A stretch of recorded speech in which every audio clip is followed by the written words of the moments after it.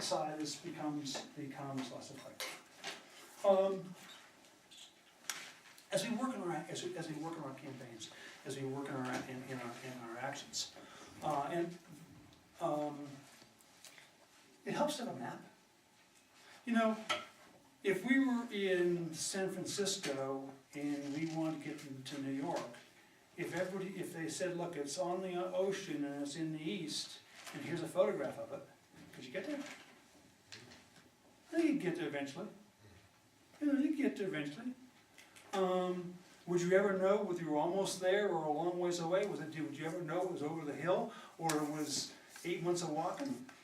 Would you ever know when you came to the Great Lakes whether you should go north of the lakes or south of the lakes? No, but you can get there.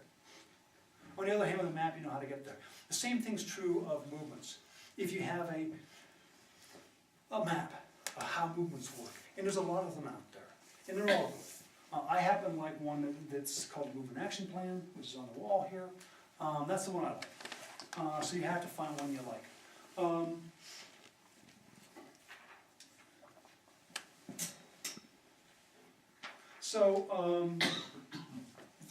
me just check my time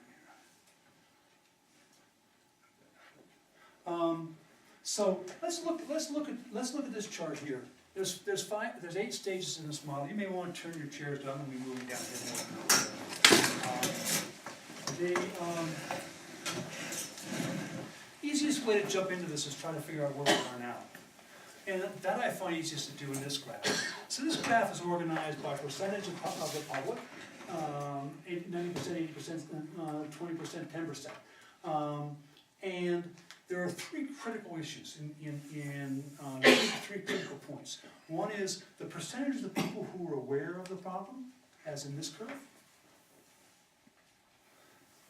Secondly, the percentage of people who oppose the official policies, the current policies. Wouldn't that be an overlap? This is maybe, but some people are aware of the problem and they don't not do anything about it. don't oppose it.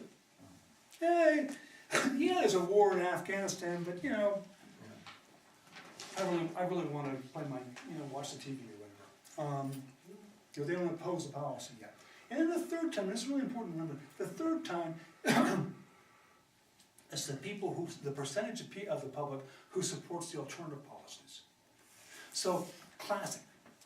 Before the election, what were we talking about? Was there anybody talking about how it was great being in Iraq? Nobody was talking about that. They were saying, oh, it's too bad we got in, we've been running it terrible, etc., but, if we get out there, we're going to break into civil war. Oh, we really have to honor the soldiers, we have to win. We have to fight some more. The soldiers that have already died. Oh, if we leave now, we'll empower the other side because we will equip. Incidentally, exactly the same things we heard in Vietnam. And exactly the same thing we're going to hear in Afghanistan. There's a pattern here, and the arguments are going into the same. But the point being is, every argument was on this curve. They were not making any arguments on this curve or any arguments on that curve. Because they knew that as long as they kept this separation, as long as they didn't let this line get up. Now we as a peace movement generally kept arguing this line or that line.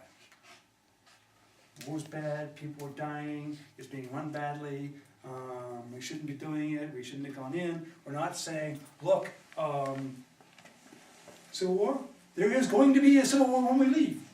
We can leave today, or we can kill hundreds of thousands and leave in 5 years. There will be a civil war.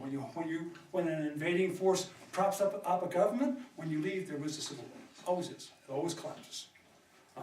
Better do it now than later. Good argument. Or how you have to develop an exit strategy.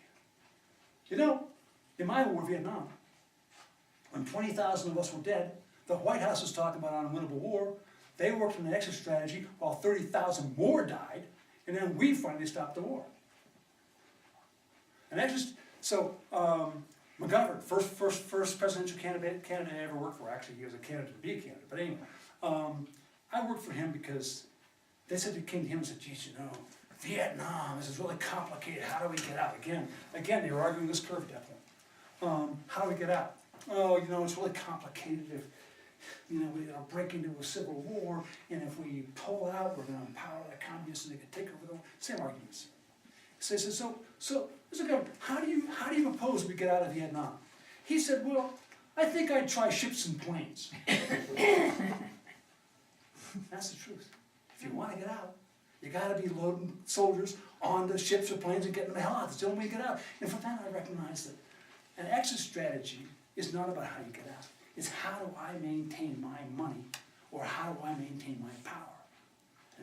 Developing an exit strategy is an excuse from getting out. But anyway, I got sidetracked. So let's look at the Iraq War, or let's look at the Iraq War. Who do you think we fit on these curves? How about the percentage of public who, let's take the Iraq War, how the percentage of the public who see there's a problem? Way up here, right? Yeah, way up in here. This is the 80% line. Now, I just want to pause. This is a really important tool, I think. But you have to understand it is an artificial construct.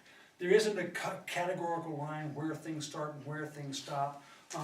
There's no point arguing if you say, hey, there's no sense you and me arguing whether we're in 5 or 4. If we know we're somewhere near this area, we can get a handle on what we got to be working on. There's no sense arguing whether this line is 85% or 80%. It's the concepts. So right now it's way up on the 80%. So that puts us down at this end of the stages. Okay, so where is the percentage of the public who oppose official policies? Where? Did I lose track of that? Let's say, which do you want to talk about, Afghanistan or Iraq? Do you care? I don't know about Afghanistan. Afghanistan. There. Yeah. Now we got our Okay, Afghanistan. So where are we on this percentage of people who oppose the official policies? 51%. 51%. So we're down here. Where do you think we are? So if we're looking at the way high percentages here and medium percentages here, I would say we're zeroing in this area. So what do you think about the people who oppose who support the alternative policies? They gain more 40. power, influence, and respect as the war goes on. Yeah. Or not as the war goes on, as we continue to struggle and tell people what's wrong. That's what changes. If we're silent, believe me, all these numbers will fall to 0, and we'll have a perpetual war, and the power holders will be happy. Well, that's what we have. There's certainly motivation for it. There's certainly motivation for it. And there is no question that President Bush talked about perpetual war. Well, we've had perpetual war since, I don't know, Civil War. Well, I don't think it's true. Okay. After Vietnam, so part of it depends on how you define war, and it can be. Well, we still had all the weapons. We still had the nuclear strategic file, That's right. all that. That's right. So I'd like to say, okay, so, Yeah, we still had Central America. Are you talking about no military action, or are you talking about the intent to go to war?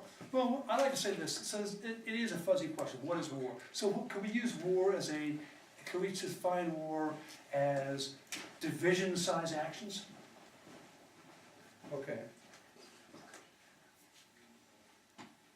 I mean, there's a quantum leap with when, and I don't like it, but there's a quantum leap when you send a group of special forces or a brigade, a battalion of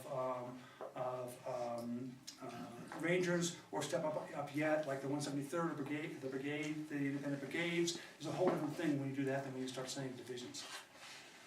Yeah. So, and I think it's a significant thing. So, we talked about Afghanistan, and would we agree that the percentages are way down in here somewhere of the people who support the alternatives? I don't think the alternative is really in. The discussion. I was just trying to put a number. I was going to put it.